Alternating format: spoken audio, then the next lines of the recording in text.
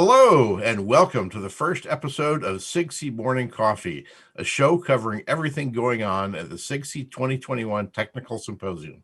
From Dayton, Ohio, I'm Larry Merkel, Symposium Co-Chair. And joining me this morning from North Topsail Beach, North Carolina, is Jill Schiefelbein of the Dynamic Communicator Incorporated and head of our production team. Good morning, Jill. Good morning, Larry. So happy to be here with you. Welcome.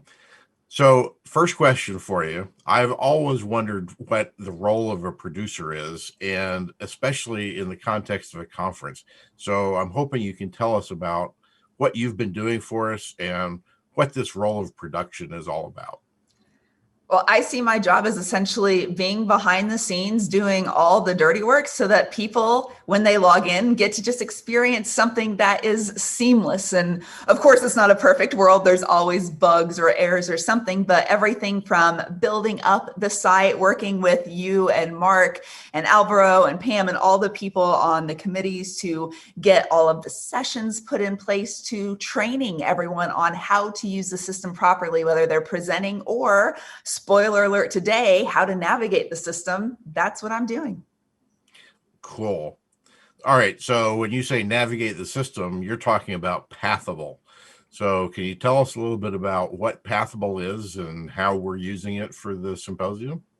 Absolutely. So Pathable is the virtual event software that we chose for this amazing event. And one of the reasons why is because it integrates with Zoom, which most people are pretty comfortable using at this point. From a user experience perspective, then it's great because you'll be sitting in meetings and have a familiar feel to it. However, it has a lot of really enhanced features too.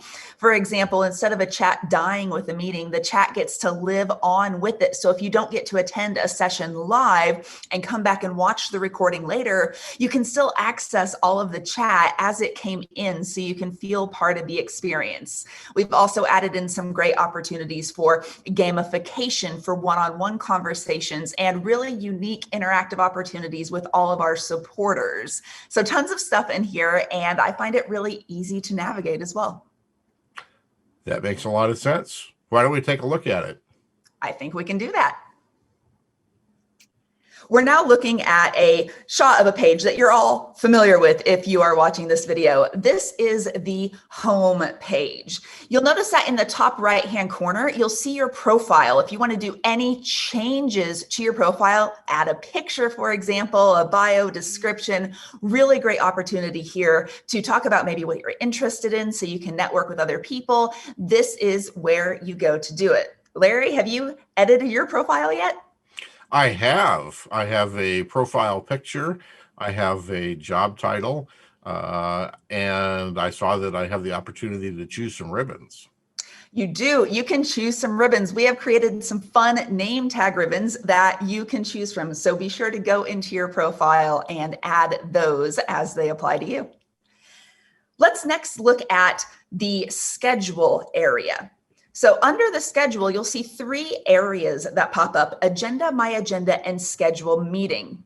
Schedule meeting, I'm going to start at the bottom here, is where you go to schedule one-on-one meetings with people. So private one-on-one conversations that you want to have. So maybe someone that you want to network with, or maybe you're exploring job opportunities or research collaborations. Whatever it is, you can go there to schedule meetings. My agenda is the agenda that's unique to you, that you get to build. If you're a speaker at a session, your sessions will already be populated in your My Agenda area. And if for whatever reason it's not, just reach out to support and we'll be able to help. My team and I, just so you all know, are behind the scenes for the entire pre-conference and this full week of the conference. So if anything happens, you're experiencing issues, someone is going to be available to help. But let's talk about how you add items to your agenda. Larry, I'm going to click into this area. Once you're in the agenda area, you can add items to your agenda to customize it. So for example, this opening session ceremony, you will not want to miss. So all you do is click on that plus sign. It'll turn to a green check mark, and that's how you'll add events to your personalized agenda that's unique to you. So you can go through and see in every session slot what opportunities there are, and then you can, of course, go in and add those to your schedule. I recommend doing this because it's a great way to keep on track to make sure you don't miss out on anything because, oh my gosh, Larry, there are hundreds of options in here. It's amazing how much stuff we have available. Does adding something to my agenda in Pathable also add it to, say, my Google Calendar? It does not. They are not synced. So you'll want to operate within Pathable for this. Okay. Good question. Now, you can do things like export your agenda, however, if you would like to be able to get it so you could put it in your calendar. So that's the workaround. Excellent. If you're curious about who is attending the conference, you can go up here to people. You can look at just speakers, or you can search all attendees. They'll show up in alphabetical order. And once you're in the system, if you want to maybe say search for a colleague that you haven't seen in a long time, you can use the search functionality and see if that person is in attendance. You can also click on someone's profile to schedule a meeting with them, which is a great experience. Yep. And I've looked at that page and it's pretty straightforward, but we're not going to visit it because we might post this on YouTube and we don't want to violate anybody's privacy. Absolutely not. The other elements of the site that you should definitely spend some time checking out are, number one, of course, the exhibitors area. This is where all of our incredible supporters, you see the platinum ones on the screen. And of course, we can scroll down and see so many other incredible supporters that we have at this event.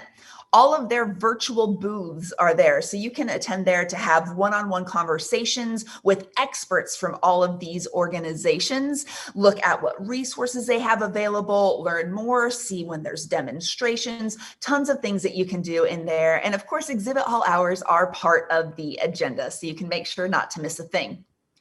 Under conversations, we have public forums for the entire event, and then of course your personal inbox. So if you're getting message requests and meeting requests for those one-on-one meetings, that's where you'll find them. And when you have those, a notification will pop up here in this little bell area. So you'll see a red number that comes up.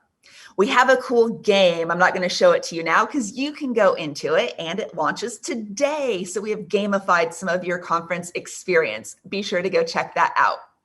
We have a link here for our incredible supporters. Definitely go and visit that. And then last but not least, we have event policies. Larry, the most important things they need to know when they navigate their system is, in order to get to any session, they go to the schedule, they go to either agenda or my agenda. And I'm going to do this right now. And let's say go to the opening session. You will actually click in. You will actually click in the agenda item, and the meeting is obviously not live, but when it is, it will show up right here in the screen. So everything for the meetings will happen in that browser, including the chat, any polls that are there, any files the speakers have added, and of course, you can see where the countdown is. If you've added it, you can add or remove also from this page. And what's great is type in notes about this session if you want to keep notes about it. Larry, that's all I've got for you. Any other questions I can answer? So it all seems pretty straightforward, but we all know that problems come up when we're actually using a system. So if somebody runs into a problem, what can they do? I mean, I think the first thing is, of course, refresh your browser. We know that that solves a lot of the simple problems. But of course, if that doesn't work, if you scroll to the bottom of any page on the site, there's going to be a support email address. Email that, and you will be put in immediate contact with a tech support person from Pathable who will prioritize your response. And if my team needs to handle it, of course, we're going to be there too. So we have a system to keep track of all the support requests that come in. Fantastic. Well, I think that pretty much covers it. Thank you for everything that you're doing for the symposium, Jill, and for this walkthrough of Pathable. It's my pleasure. And just one note to everyone out there. Please remember, there is no such thing as a perfect system. You all know this better than anyone. So if you do experience any errors or any issues, don't get frustrated. Just send a quick message to support and someone is going to be there to help, and we will rectify any issues as soon as possible. And also be gracious to your conference chairs. They've worked really hard on getting this event ready for you. Oh, thank you, Jill.